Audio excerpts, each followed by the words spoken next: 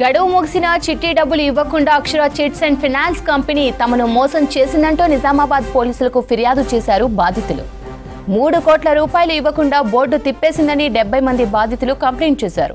Chit fund company ఇచ్చిన చెక్కులు అకౌంట్లో వేస్తే జీరో బ్యాలెన్స్ చూపిస్తోందని ఆవేదన వ్యక్తం చేశారు. అక్షర చిట్ ఫండ్స్ కంపెనీపై చట్టపరమైన చర్యలు తీసుకొని డబ్బులు ఇప్పించాలని పోలీసులను కోరారు బాధితులు.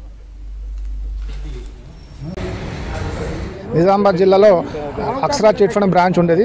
దాంట్లో మేము 2019లో 10 లక్షల చిట్టిలో మేము జాయిన్ అవ్వడం జరిగింది. ఇక్కడ లోకల్లో మాకులూరు కృష్ణారావు అని చెప్పేసి ఏజెంట్ ఉన్నాడు. అతని ద్వారా మేము వేయడం జరిగింది. అది మేము ప్రతి నెల రెగ్యులర్గా కట్టుకుంటూ మాకు అవసరం పడుతుందని చెప్పి చిట్ ఫండ్ వేయడం జరిగింది. 47 నెలల దాకా నేను కట్టడం జరిగింది. 47 నెలల తర్వాత నాకు చిట్టి డబ్బులు ఇవ్వమంటే కొన్ని చెక్కులు ఇచ్చారండి. అది నెఫ్ట్ చెక్కులు ఇచ్చారు. నెఫ్ట్ చెక్కులు బ్యాంకులో అకౌంట్లో డబ్బులు ఉంటేనే కానీ అవి మేము క్లెయిమ్ చేసుకోలేము. ఆ విధంగా మేము మోసపోయినాము. ఇతను అక్షర చిట్ ఫండ్ మెయిన్ బ్రాంచ్ అనేది వరంగల్లో ఉంటుంది. మా దగ్గర రాష్ట్ర వ్యాప్తంగా దాదాపుగా 4,000 మంది బాధితులు ఉంటారు. 4,000 బాధితుల నుంచి 10,000 కోట్ల రూపాయల కుంభకోణం ఉన్నది. దీనిలో అతను మా దగ్గర చిట్టి నుంచి తీసుకున్న డబ్బులు వివిధ రకాల దాంట్లో రియల్ ఎస్టేట్లో కానీ అతనికి వేరే బిజినెస్ మార్గం పెట్టుకొని మాకు ఇబ్బంది పెట్టుకుంటా దాదాపుగా సంవత్సరంన్నర నుంచి మాకు డబ్బులు ఇవ్వడం జరిగింది. చిట్టి లేపుకునే వాళ్ళకి చిట్టి డబ్బులు ఇవ్వకుండా మా దగ్గర ఫిక్స్డ్ డిపాజిట్ చేయండి, మీకు నెల నెల ఇంట్రెస్ట్ ఇస్తాము.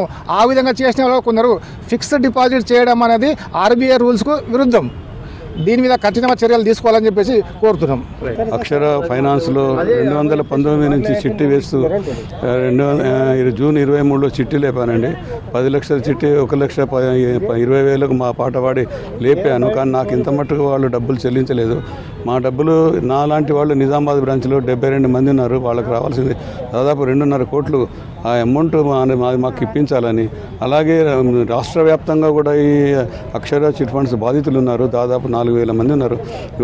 వీళ్ళు పేరాలు శ్రీనివాసరావు చైర్మన్ అండ్ MD, ఆయన కుటుంబ సభ్యులు వాళ్ళు కరీంనగర్, వరంగల్, ఖమ్మం, హైదరాబాద్లో 100 ఎకరాల భూములు కొని వెంచర్స్ చేసిండ్రు.